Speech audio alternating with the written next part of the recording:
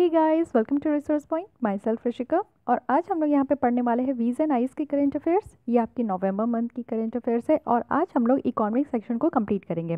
इससे पहले मैं पॉलिटी एंड गवर्नेंस को और इंटरनेशनल रिलेशन को कंप्लीट कर चुकी हूँ। उसकी लिंक मैं डिस्क्रिप्शन बॉक्स में दे दूँगी, आप वहाँ से भी देख लेना। साथ ही मैं अनअकैडमी में भी एज एन एजुकेटर वहाँ ज्योग्राफी पढ़ाती हूँ। और अगर आपको ये वीज़ एंड आईज की इंग्लिश में लेक्चर चाहिए तो आप मुझे अनअकैडमी में फॉलो करके यहाँ पे इंग्लिश में देख सकते हो। यहाँ पे आपको यूट्यूब में हिंदी में लेसन मिलेंगे और अनअकैडमी में आपको इंग्लिश में लेसन मिलेंगे। साथ ही अगर आपका ज्योग्राफी जीएस के लिए और ऑप्शनल पेपर है तो दोनों मैं यहाँ पे कवर कराती हूँ। आप मुझे फॉलो कर सकते हो ऋषिका नाम के प्रोफाइल से अनअकैडमी की लर्निंग ऐप को डाउनलोड करके। ओके, सो स्टार्ट करते हैं आज का लेसन। तो स्टार्ट करते हैं हम लोग इकॉनमी की फर्स्ट टॉपिक से। ये है ease of doing business. Ease of doing business की रिपोर्ट अभी फिर से आई है और इंडिया ने 23 रैंक जंप किया है इस बार। पिछले साल से इस बार इंडिया का रैंक बेटर हुआ है। पिछले साल अगर 2017 में देखें तो इंडिया की रैंक 100 थी, लेकिन अगर 2018 की देखें तो इंडिया की रैंक 77 है। और ये जो हमारी रिपोर्ट है ईज़ ऑफ डूइंग बिजनेस, ये वर्ल्ड बैंक के द्वारा रिलीज़ की जाती है। तो आपको इतनी सारी डेटा जो है वो याद होनी चाहिए। नेक्स्ट, अगर हम लोग रिपोर्ट की बात करें कि और क्या रिपोर्ट ने फाइंडिंग की है, तो जो डूइंग बिजनेस रिपोर्ट है वो रैंक करता है कंट्री को उसके बेसिस पे। किस चीज़ के बेसिस पे? डीटीएफ, एक आपका होता है distance to frontier. Okay, distance to frontier के बेसिस पे ही ये कंट्रीज़ को रैंक करता है, जिसमें कि एक स्कोर दिया जाता है और वो शो करता है कि ग्लोबल बेसिस पे कि कौन सी कंट्रीज़ अपना बेस्ट परफॉर्मेंस दे रही है ग्लोबल बेसिस पे। ओके, नेक्स्ट, ये जो वर्ल्ड बैंक है वो रिकॉग्नाइज करती है इंडिया को as one of the top improver. Means इस साल का जो है ना 2018 का सबसे ज़्यादा और बेटर जो इम्प्रूव किया है कंट्री वो है इंडिया। ये वर्ल्ड बैंक के द्वारा रिकॉग्नाइज किया गया है और इंडिया की जो फीचर्स है वो इस रिपोर्ट में वो टॉप 10 में है। मीन्स इम्प्रूवर का भी एक रिपोर्ट होता है कि कौन सी कंट्री ने ज़्यादा इम्प्रूव किया है, अपनी इकॉनमी को बेटर किया है। तो इंडिया का जो रैंक है वो टॉप 10 में आया है। इंडिया जो है एक 30th पोजीशन पे रीच करेगा 2020 तक। ये वर्ल्ड बैंक का कहना है कि अभी तो 77 है रैंक, लेकिन अगर 2020 तक देखें तो इसकी रैंक जो है 30 पोजीशन तक आ सकती है। ये इंडिया को जो है ना हेल्प करेगा कि वो अपनी गोल को अचीव करे, साथ में अपनी गोल को स्ट्रॉन्ग और सस्टेन्ड इकोनॉमिक अट्रैक्ट ग्रोथ के साथ अट्रैक्ट करे। यहाँ पे इंडिया को ज़रूरत है कि वो मोर एफडीआई को अट्रैक्ट करे, साथ ही वो अचीव करे एक साउंड लिविंग स्टैंडर्ड्स और एक मॉडरेट इन्फ्लेशन हो। ये सारी चीज़ें अगर इंडिया में बेटर होगी ना, जैसे कौन कौन सी चीज़ें, आपकी इकोनॉमिक ग्रोथ अच्छी होनी चाहिए, एफडीआई को ज़्यादा अट्रैक्ट कर सके, यहाँ पे साउंड लिविंग स्टैंडर्ड हो, साथ ही इन्फ्लेशन भी एक मॉडरेट लेवल पे हो, तो इंडिया की रैंकिंग जो है वो और भी बेटर हो सकती है आगे आने वाले सालों में। जो ईज़ ऑफ डूइंग बिजनेस 2019 की रिपोर्ट है वो रैंकिंग को बेस की है एक फील्ड सर्वे में, और यहाँ पे इंटरव्यूज़ के तौर पे लिया गया है जो कि कॉर्पोरेट लॉयर्स और कंपनी एग्जीक्यूटिव जो है दिल्ली और मुंबई में जो रहती है उनके ऊपर इस रिपोर्ट को एनालाइज किया गया है। साथ में अगर देखें कि इम्प्रूवमेंट का रीज़न क्या है, अब इंडिया इतना अच्छा इम्प्रूव किया है, साथ में टॉप 10 में आया है, तो इम्प्रूवमेंट का रीज़न भी हम लोग को पता होना चाहिए। तो पहला रीज़न है कि इम्प्रूव हुआ है एमएसएमई सेक्टर।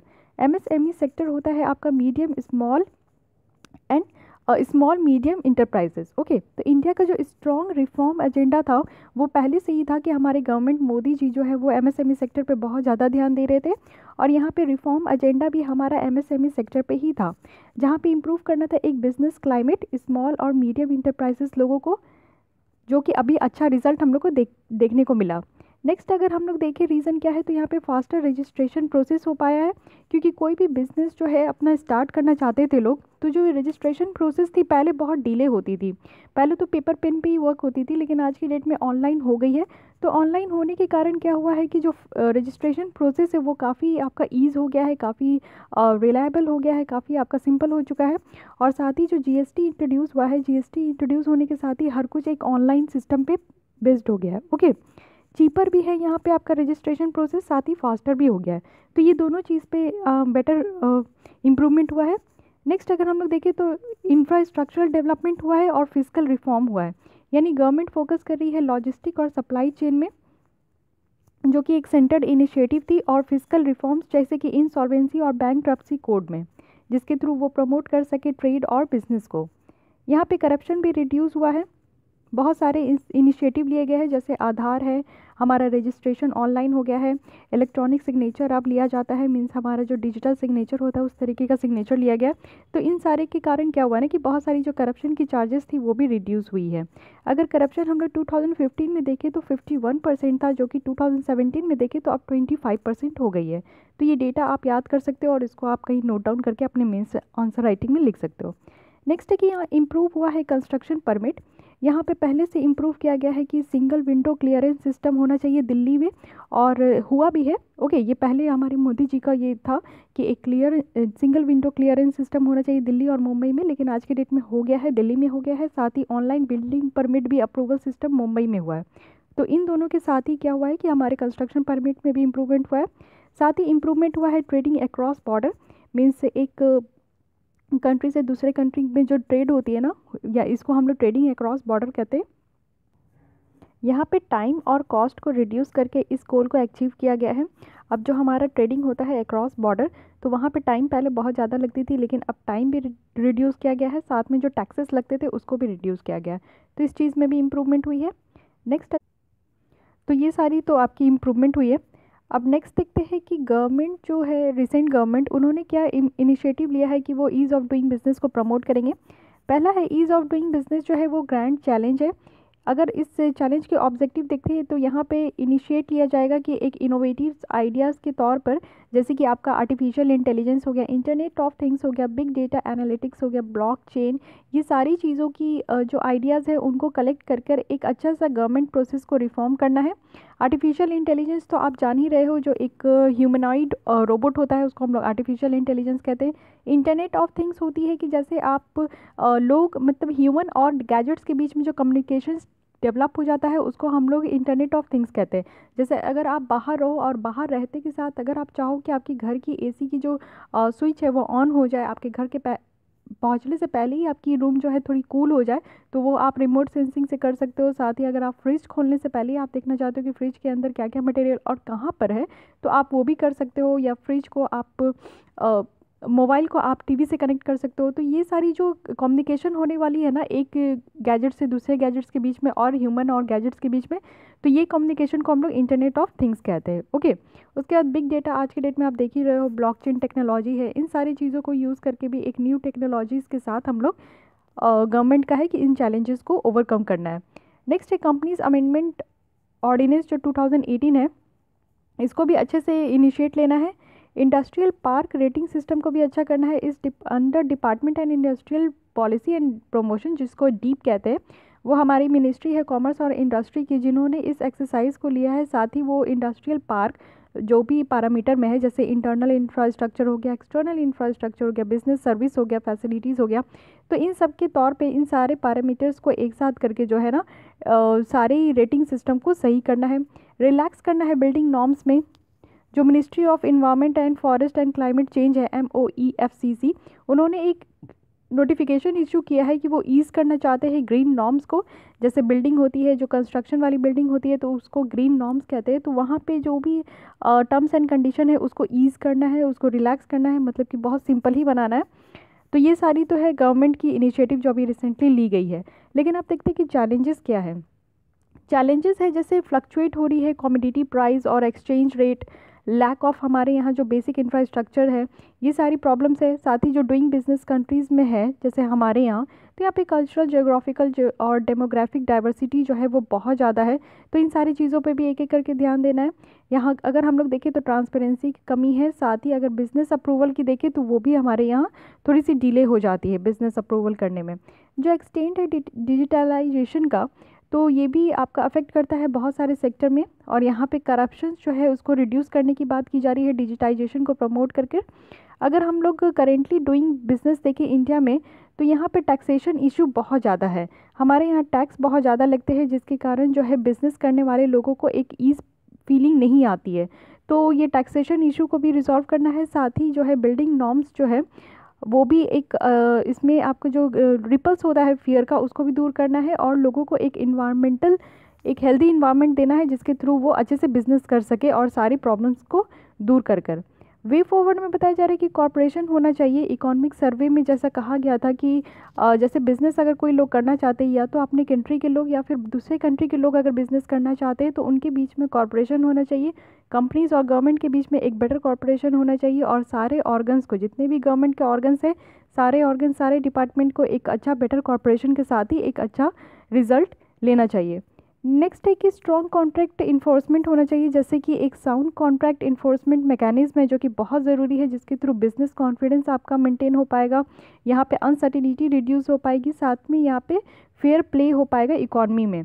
इकोनॉमिक सर्वे की बात करें 2017-18 की, तो उन्होंने हाईलाइट किया था कि कुछ प्रॉब्लम्स की इम्पैक्ट को, जैसे कि वो कह रहे थे कि जो भी नया प्रोजेक्ट इंस्टॉल होता है और जो लीगल फीस लगती है ना, उनको लेकर यहाँ पे इंडिया में बहुत ज़्यादा ही प्रॉब्लम्स देखने को मिलता है, तो ये सारी चीज़ों को भी रिजॉल्व करना है। नेक्स्ट है ease of taxation and improvement in GST file करने में अभी लोगों को बहुत ज़्यादा ही प्रॉब्लम देखने को मिला था, क्योंकि लोग समझ नहीं पा रहे थे कि ऑनलाइन जीएसटी कैसे फाइल करनी है। साथ में अगर टैक्सेशन देखें तो हमारे यहाँ जीएसटी के अंदर जो टैक्स स्लैब है वो भी बहुत हाई है। 28% वाली जो टैक्स स्लैब है वो बहुत ज़्यादा है, वो बहुत सारे डेवलप कंट्रीज़ में नहीं देखने को मिलती है, लेकिन इवन इंडिया एक डेवलपिंग कंट्रीज़ है और यहाँ पे 28% जो है टैक्स स्लैब देखने को मिल रहा है। तो टैक्सेशन को भी सिंपल बनाना है। साथ में यहाँ पे इंफ्रास्ट्रक्चर और गवर्नमेंट जो फ्रेमवर्क है ना, गवर्नमेंट की फ्रेमवर्क, उसको भी सिंप्लीफाइड करना है। जैसे ई-वे बिल लाया गया था जो लॉजिस्टिक के लिए बहुत ही अच्छा था, जैसे बहुत सारी सामान जो है एक स्टेट से दूसरे स्टेट, यानी इंट्रा स्टेट हो या फिर इंटर स्टेट हो, जिस तरीके की भी जो लॉजिस्टिक ट्रांसफ़र होती है उसके लिए ई-वे बिल लाया गया था, ताकि ईज़ हो पाए, ओके, सारी सिस्टम को ईज़ कर पाए, थोड़ा लाइट कर पाए, तो इन सारी चीज़ों को। नेक्स्ट है कि इन्हेंस्ड किया गया है cross border function across the various business segment. अगर हम लोग एग्जांपल के तौर पे देखें तो हम लोग फर्दर जो है इंटीग्रेट कर रहे हैं रजिस्ट्रेशन प्रोसेस एक सिंगल फॉर्म में, जैसे हम लोग जीएसटी को जो है पैन के साथ कन्वर्ज कर रहे हैं, टैन रजिस्ट्रेशन कर रहे हैं, ओके।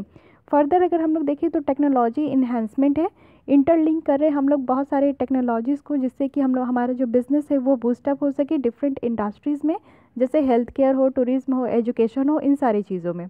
नेक्स्ट है रजिस्टरिंग प्रॉपर्टी, डिजिटाइजेशन जो लैंड रिकॉर्ड का है और जो मैप का है उसमें ट्रांसपेरेंसी लाना चाहिए, साथ ही जो रजिस्टरिंग प्रोसेस है उनको भी ईज़ में लाना चाहिए, यानी सिंपल हो। सारी चीज़ें अगर सिंपल होती है तो लोगों को वहाँ काम करने में अच्छा लगता है। फिर यहाँ पे इंसॉल्वेंसी रिजॉल्व करना, यानी इंसॉल्वेंसी मीन्स आपका दिवालिया निकल जाना, ओके। बैंक्रप्सी या इंसॉल्वेंसी यानी आप जो है अब आपकी कंपनी नहीं कैरी ऑन हो पा रही है, या आपसे आपकी बिज़नेस कैरी ऑन नहीं हो पा रही है, आप बहुत ज़्यादा डेट पे चल रहे हो, तो इंसॉल्वेंसी यहाँ पे बहुत ज़्यादा देखा जाता है।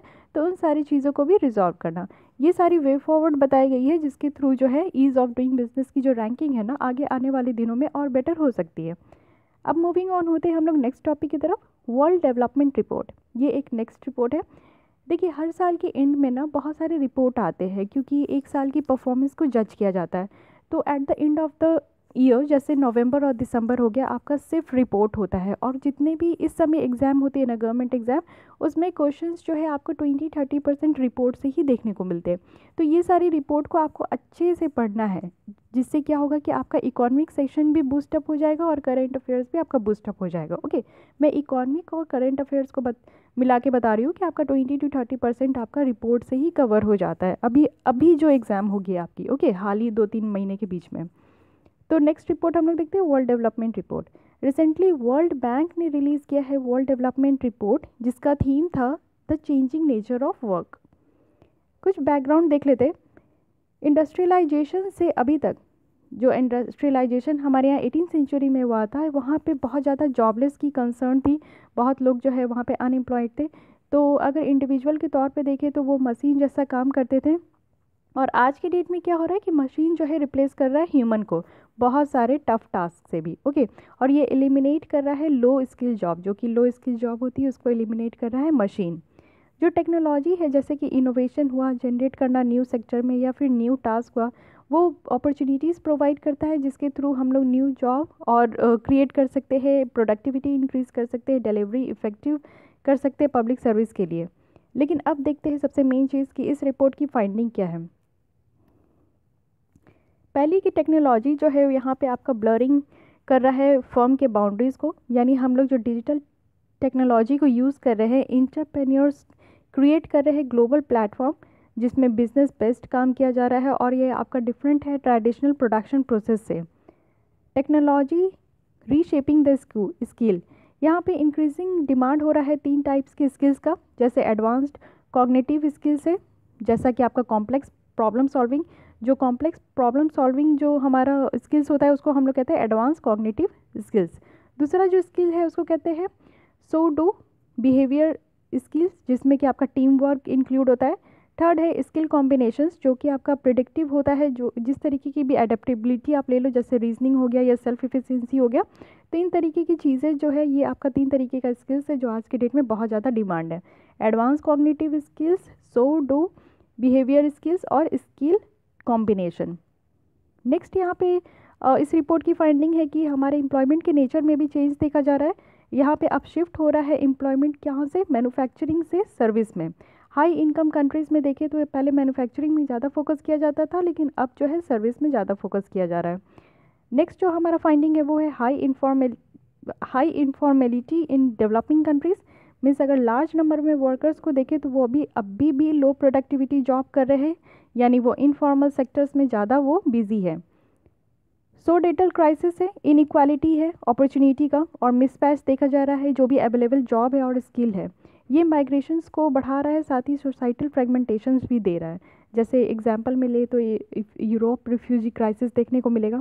साथ ही नेक्स्ट फाइंडिंग है कि यहाँ पे इनएफिशिएंट आपका सोशल सिक्योरिटी स्ट्रक्चर है डेवलपिंग कंट्रीज़ के लिए, और टैक्स इवेजन है। ये सारी फाइंडिंग्स है। साथ ही डिजिटल इकॉनमी देखें तो वो ईजी हो गया है आपके लिए, कॉर्पोरेशंस के लिए, कि वो टैक्स को अवॉइड कर सके। तो अब नेक्स्ट देखते हैं कि सजेशन क्या क्या दिया है कि इस रिपोर्ट को इम्प्रूव करने के लिए, ह्यूमन कैपिटल को इम्प्रूव करने के लिए। तो यहाँ पे सजेशन दिया गया है कि हम लोग को सोशल इन्वेस्टमेंट इम्प्रूव करना चाहिए। अगर हम लोग ह्यूमन कैपिटल में इन्वेस्ट करते हैं, पर्टिकुलरली अगर हम लोग चाइल्डहुड एजुकेशन पे इन्वेस्ट करते हैं, तो इससे हमारा हाई ऑर्डर जो कॉग्निटिव और सोशल बिहेवियर स्किल है ना, वो ऑटोमेटिक हमारा इम्प्रूव हो जाएगा। नेक्स्ट है कि हम लोग को सोशल प्रोटेक्शन को इन्हेंस करना चाहिए। एक गारंटीड सोशल मिनिमम जो बेसिक इनकम होता है ना, वो प्रोवाइड करना चाहिए। साथ ही सोशल जो इंश्योरेंस है उसको स्ट्रेंथन करना चाहिए और रिफॉर्म्स को कंप्लीट करना चाहिए।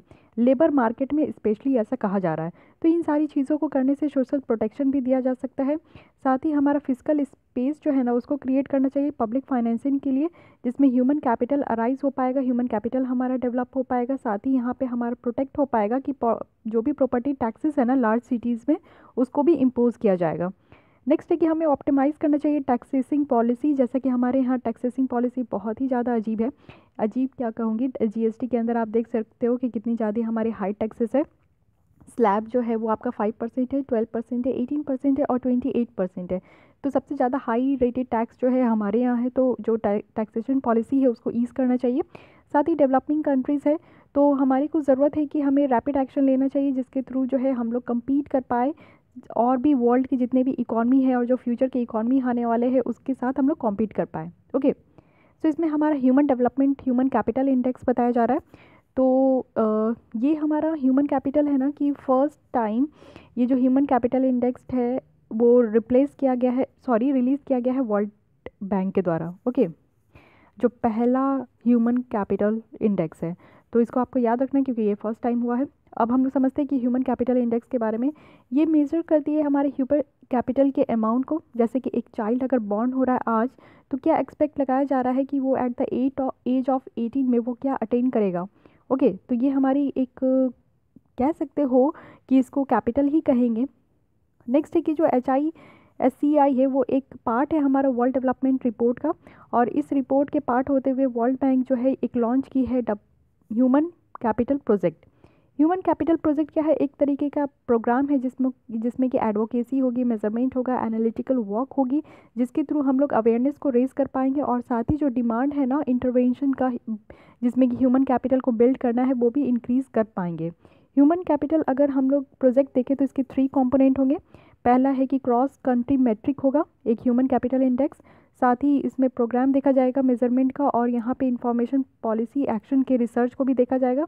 साथ ही यहाँ पे जो सपोर्ट किया जाएगा कंट्री के स्ट्रैटेजीज़ को, और यहाँ पे इन्वेस्टमेंट होगा ह्यूमन कैपिटल में, उसको एक्सेलरेट किया जाएगा। तो ये सारी जो 3 हमारी कंपोनेंट है उसको आपको याद रखना है, क्योंकि ये पहली बार है तो इससे जो है क्वेश्चन वो ज़रूर निकल कर आएगी।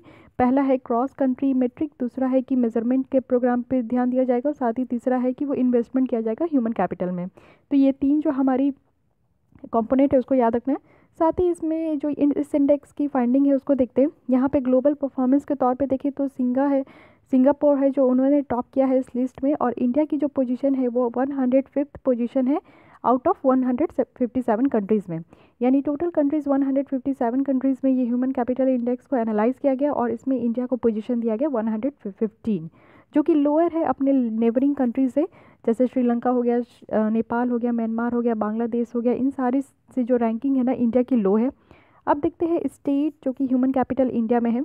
ह्यूमन कैपिटल इंडेक्स में देखें तो एक चाइल्ड जो बॉर्न होता है इंडिया में अगर आज के डेट में, तो 44% जो उसकी प्रोडक्टिव होना जब वो ग्रो होगा उसके बाद उसको देखा जाए कि वो एज ए 44% प्रोडक्टिव है, और वो पार्टिसिपेट करेगा after the attaining the age of 18। Okay, अगर प्रोबेबिलिटी देखें जो सर्वाइवल है 5 साल की एज के अंदर, तो 96 जो है हमारे 100 चिल्ड्रन से वही सर्वाइव कर पाते हैं, यानी 4 जो है वो उनका डेथ हो जाता है। एक्सपेक्टेड ईयर लगाया जा रहा है स्कूल का, तो इंडिया में देखिए जो चाइल्ड जो स्टार्ट करते हैं अपना 4 साल की उम्र से स्कूल का दौरा, तो वो जो है कंप्लीट कर पाते हैं 10 साल। हार्डली वो कंप्लीट कर पाते हैं 10 साल, 18 साल तक ही अधिकतर लोगों को पढ़ाया जाता है, यानी वो मैट्रिक पास होंगे या फिर आपके इंटरमीडिएट पास होंगे। ओके, नेक्स्ट है कि हार्मोनाइज्ड टेस्ट स्कोर। स्टूडेंट जो इंडिया में है वो स्कोर कर पाते हैं 355 स्केल में, साथ ही यहाँ पे 625 जो है रिप्रेजेंट कर रहे हैं एडवांस अटेनमेंट।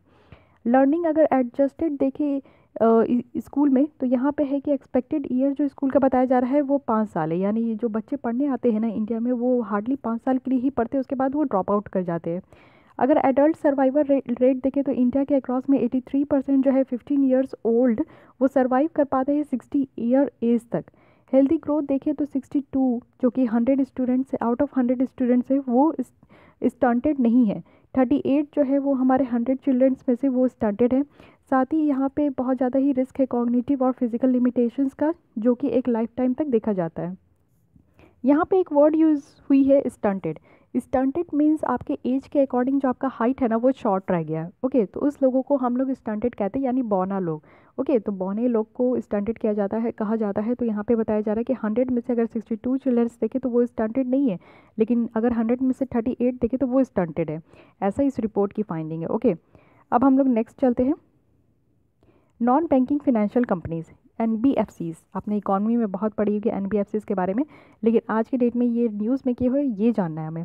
जो RBI रिसेंटली अलाउ की है बैंक को कि वो प्रोवाइड करे एक पार्शियल क्रेडिट इन्हेंसमेंट, जिसको PCA भी कहते हैं, जो कि बॉन्ड्स इशू करेगा आपका systematically important non debt taking NBFC register with the RBI, और हाउस बैंकिंग कंपनीज से रजिस्टर्ड होगा, जो भी नेशनल हाउसिंग बैंक।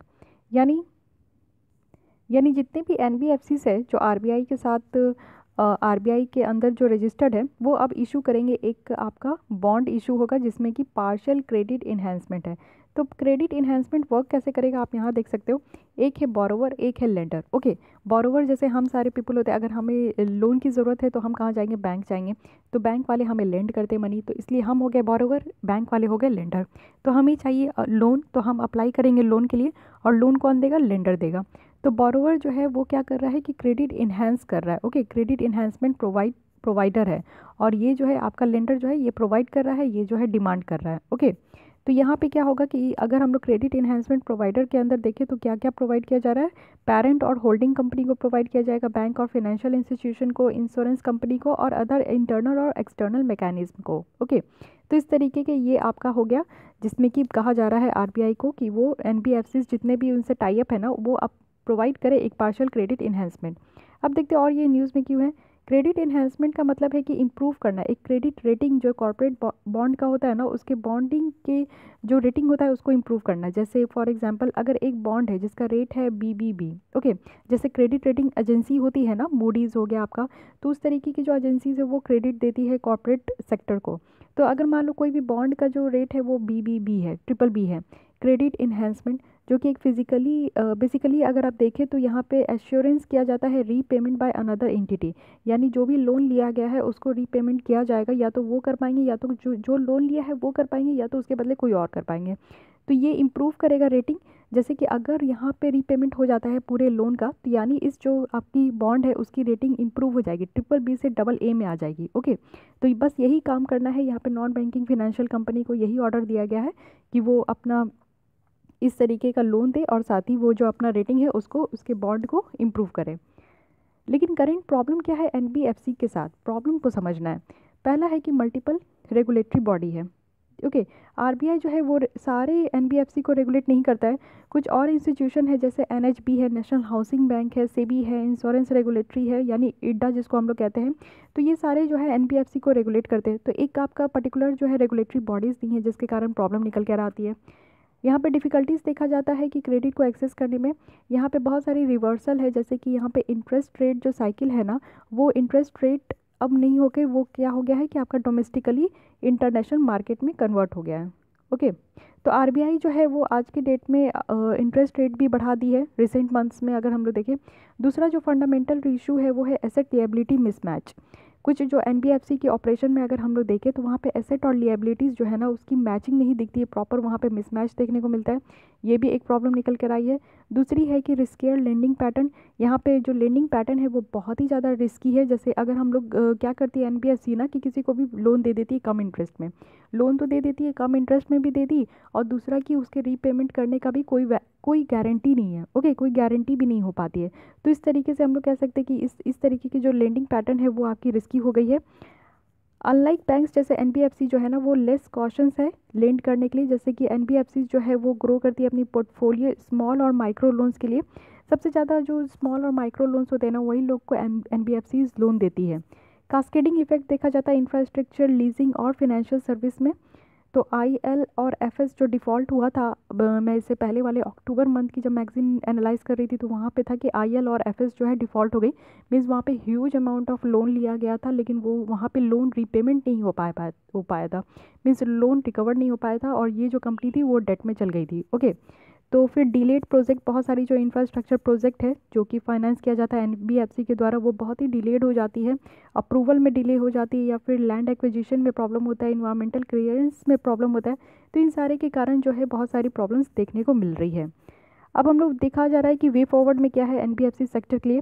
तो यहाँ पे बेटर रेगुलेटरी रिजिम होना चाहिए, एक स्पेसिफाइड रेगुलेटरी रिजिम होनी चाहिए, तभी वो बॉडी जो है ना हर एक चीज़ को अच्छे से रेगुलेट कर पाती है। तो जो financial sector legislative reform commission है ना, उन्होंने रिकमेंड किया है कि एक ऐसी बॉडी को बनाइए जो कि स्पेशली NBFCs को ही रेगुलेट करे। नेक्स्ट है कि टाइमली प्रोजेक्ट क्लियरेंस होना चाहिए, यहाँ पे टाइमली क्लियरेंस देना चाहिए, स्पेशली जो इंफ्रास्ट्रक्चर प्रोजेक्ट होती है, जो प्रोजेक्ट आपका इंफ्रास्ट्रक्चर से रिलेटेड होती है उसके लिए जो है टाइमली आपका प्रोजेक्ट क्लियरेंस होना चाहिए। तो ये सारी वे फॉरवर्ड बताई है, लेकिन अब हम लोग NBFCs के बारे में समझते हैं कि NBFCs होती क्या है, इसकी डेफिनेशन क्या है। तो NBFCs क्या है, नॉन बैंकिंग फाइनेंशियल कंपनी। ये एक तरीके की कंपनी होती है जो कि कंपनीज एक्ट 1956 के अंदर रजिस्टर्ड होती है और वो इस तरीके का लोन के बिजनेस में इंगेज होती है। साथ ही यहाँ पे शेयर्स को भी एक्विजिशन किया जाता है, शेयर, स्टॉक, बॉन्ड्स या डिबेंचर, सिक्योरिटीज़, ये सारी चीज़ जो गवर्नमेंट के द्वारा इशू की जाती है, यहाँ पे भी इसकी इंगेजमेंट दिखती है।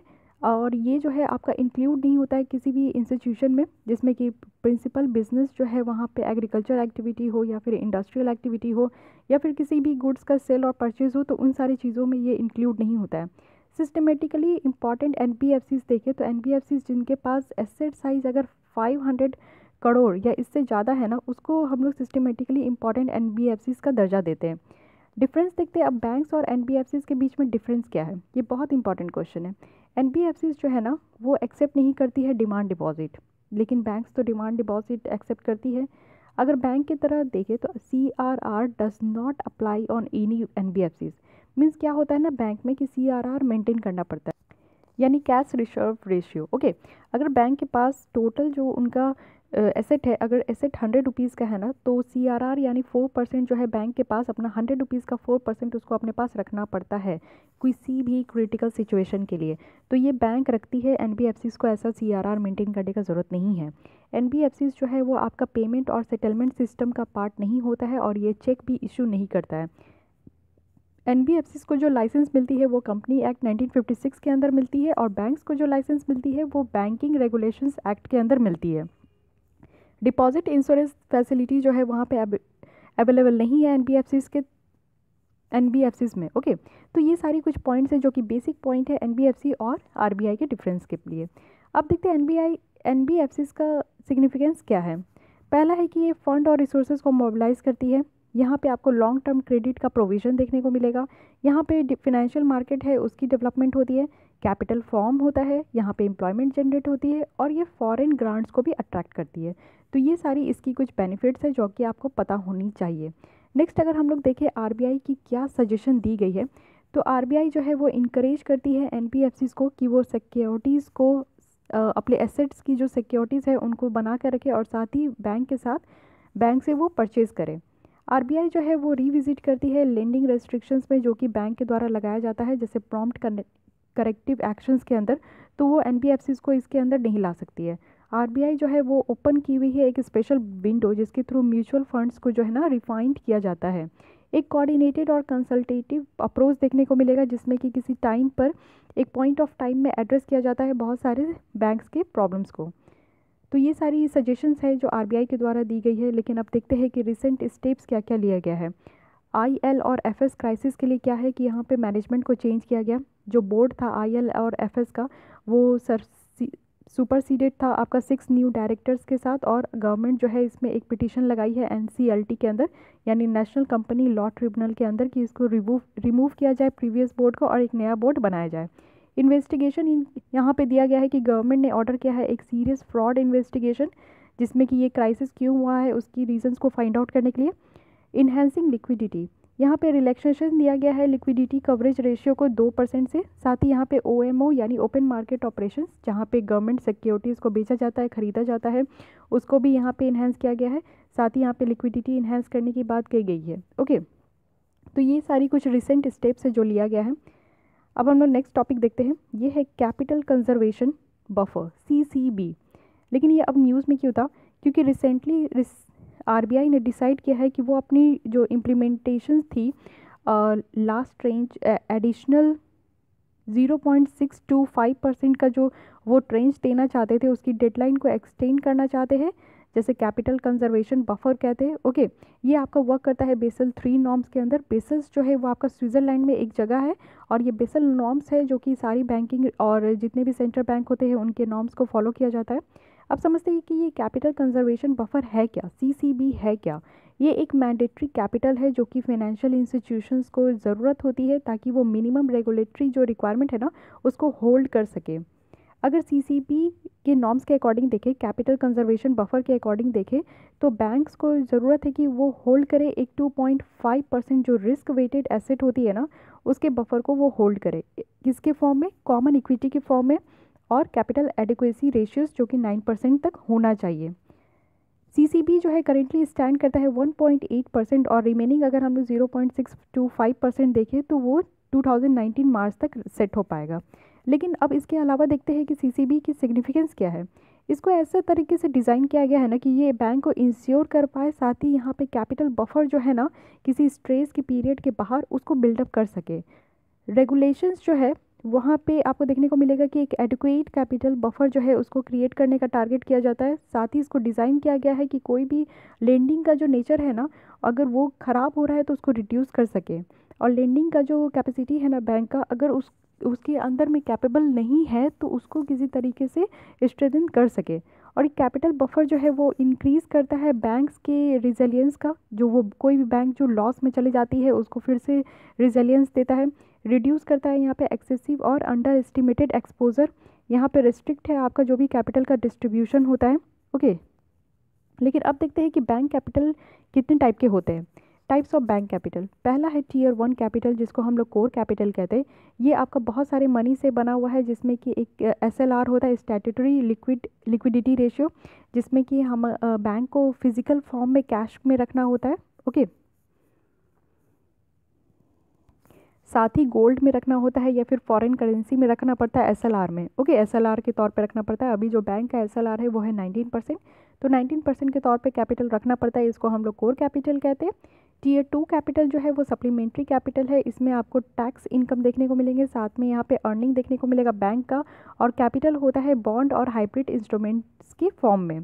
टीयर 3 कैपिटल क्या हो गया कि यहाँ पे एनपीएस होती है, जो बैंक में आपका जो भी लोन लेके जाता है और लोन को रीपेमेंट नहीं कर पाता है तो वो सारे पैसे एनपीए हो जाते हैं, यानी वो परफॉर्म अच्छे से नहीं कर रहे, नॉन परफॉर्मिंग एसेट हो जाते हैं, सबऑर्डिनेट लोन हो जाते हैं। ओके, यानी अब वो सर्विस पे नहीं है, और अनडिस्क्लोज्ड रिजर्व्स होते हैं बैलेंस शीट्स का।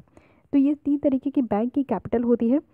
लेकिन अब समझते हैं कि क्यों जो बैंक है वो अनेबल है कि वो सीसी नॉर्म्स को जो है फॉलो नहीं कर पा रहे हैं। क्यों सारे बैंक इसको फॉलो नहीं कर पा रहे? क्योंकि यहाँ पे क्या हो रहा है ना कि स्ट्रेस्ड एसेट का पाइलॉन हो गया है, क्योंकि बहुत सारे स्ट्रेस्ड एसेट्स देखने को मिल रहे हैं बहुत सारे बैंकों में। इसके कारण ये सबसे मेन रीज़न है जिसके कारण ये सीसीबी जो है ना, ये नॉर्म्स फॉलो नहीं किया जा रहा है। तो अब देखते हैं कि कैपिटल एडिक्वेंसी रेशियो होता क्या है, जिसको हम लोग कैर भी बोलते हैं।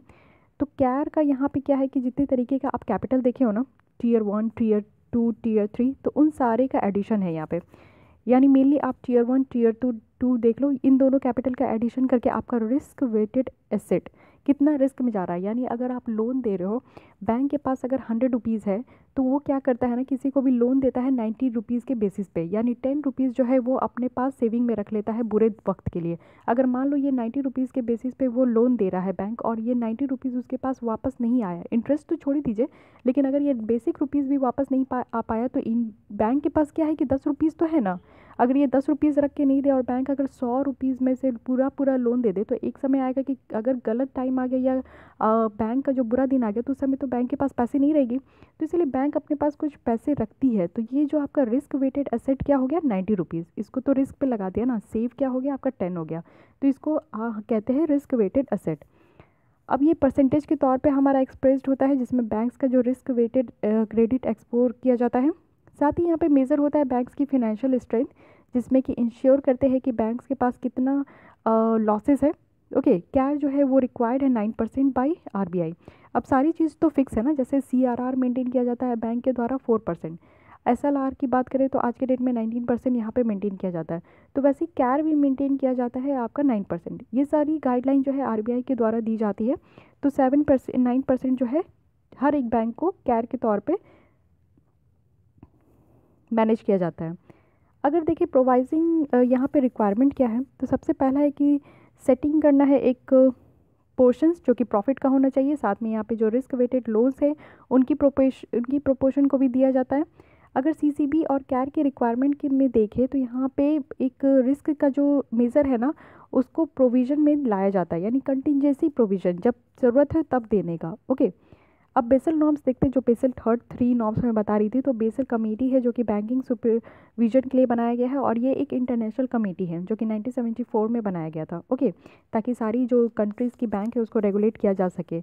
इसमें सेंट्रल बैंक्स की अगर बात करें तो 27 कंट्रीज़ की है, साथ में यूरोपियन यूनियन की भी है। इसकी हेडक्वार्टर आपको देखने को मिलेगा BIS, जो कि स्विट्ज़रलैंड बेसल में है। ये डेवलप किया गया था एक सीरीज़ ऑफ पॉलिसी जो कि रिकमेंड किया था बेसल एकॉर्ड। ओके, इसको बेसल एकॉर्ड भी कहते हैं। अब देखते हैं credit rating agency. So guys, half an hour हो गई है, मुझे लगता है कि अब ये टॉपिक मुझे नेक्स्ट लेसन में ही कंटिन्यू करना होगा, क्योंकि काफ़ी स्टूडेंट्स कहते हैं कि लेक्चर बहुत ज़्यादा लॉन्ग हो जाती है तो उनको देखने में प्रॉब्लम होती है। तो मैं यहीं पे इसको ड्रॉप करती हूँ, नेक्स्ट लेसन में मैं यहाँ से कंटिन्यू करूँगी। Okay, so guys, this is the end of this lesson, and if you like this lesson then please like, share and don't forget to subscribe my channel, and if you have any kinds of doubt you can ask me on comment section. Thank you.